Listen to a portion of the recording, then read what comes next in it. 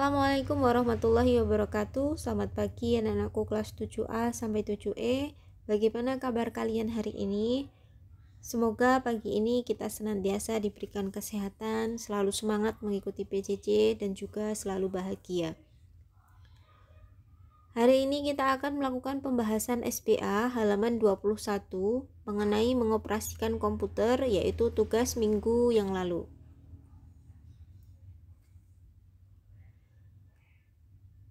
Dengan diawali dengan berdoa, mari kita mulai menyimak pembahasan soal. Silahkan dipersiapkan SPA-nya halaman 21. Nomor 1, sebutkan apa saja yang harus disiapkan untuk menyalakan komputer. Kemarin sudah dibaca materinya mengenai langkah-langkah menyalakan komputer. Yang pertama, hidupkan stabilizer atau voltase atau stop volt dan atau UPS jika ada. Kemudian yang B, hidupkan monitor dengan menekan tombol power pada monitor. Yang C, pastikan gambar tampilan POS atau power on self test muncul di layar monitor. Yang D, hidupkan komputer dengan menekan tombol power pada casing komputer. Selanjutnya yang E, tunggu hingga proses booting selesai sampai muncul layar desktop.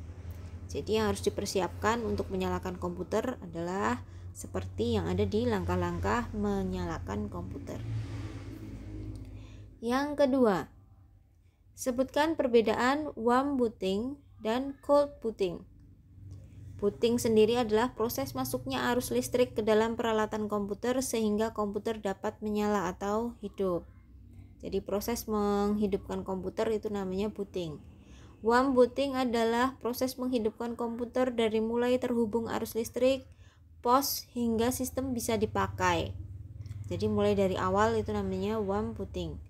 Kemudian cold booting adalah proses mematikan sistem, baik itu shutdown atau restart. Jadi kebalikannya ya. Kemudian yang ketiga, di manakah letak tombol Start menu Windows 10? Nah, jawabannya adalah di sudut pojok kiri bawah. Yang ada gambar Windows-nya ya, yang diberi tanda panah kuning. Namanya Start menu Windows 10. Nomor 4. Apa bedanya klik kiri dan klik kanan pada mouse? Klik kiri itu dengan cara menekan tombol mouse sebelah kiri satu kali dengan jari telunjuk. Kalau klik kanan berarti dengan cara menekan tombol mouse di tombol sebelah kanan pada mouse. Biasanya klik kanan itu dipergunakan untuk menampilkan menu shortcut atau menu sederhana yang terdapat pada desktop, aplikasi, icon, dan taskbar. Nomor 5, sebutkan fungsi dari kombinasi keyboard di bawah ini. Yang A, Windows A. Yang B, CTRL-W. Fungsi dari kombinasi keyboard ini biasanya ditekan secara bersamaan. Untuk yang A, menekan tombol Windows, tombol yang ada gambar Windows-nya. Kemudian dengan tombol E secara bersamaan, fungsinya adalah untuk membuka Windows Explorer. Jadi biasanya kalau untuk menuju Windows Explorer kita harus pakai Start, menu, kemudian Windows Explorer. Nah, ini bisa dipercepat dengan hanya menekan tombol Windows dan tombol E secara bersamaan. Yang kedua, CTRL-W. Fungsinya untuk menutup atau close Windows yang aktif. Jadi untuk menutup Windows yang aktif, kita tinggal menekan dua tombol secara bersamaan, yaitu tombol CTRL dan tombol W. Nomor 6. Sebutkan perbedaan shutdown dan restart komputer. Shutdown itu adalah proses menonaktifkan atau mematikan komputer. Sedangkan restart itu merupakan proses menghidupkan ulang komputer atau reboot. Jadi ketika kita merestart itu berarti kita mereboot, kita ulang bootingnya, kemudian bisa nyala kembali.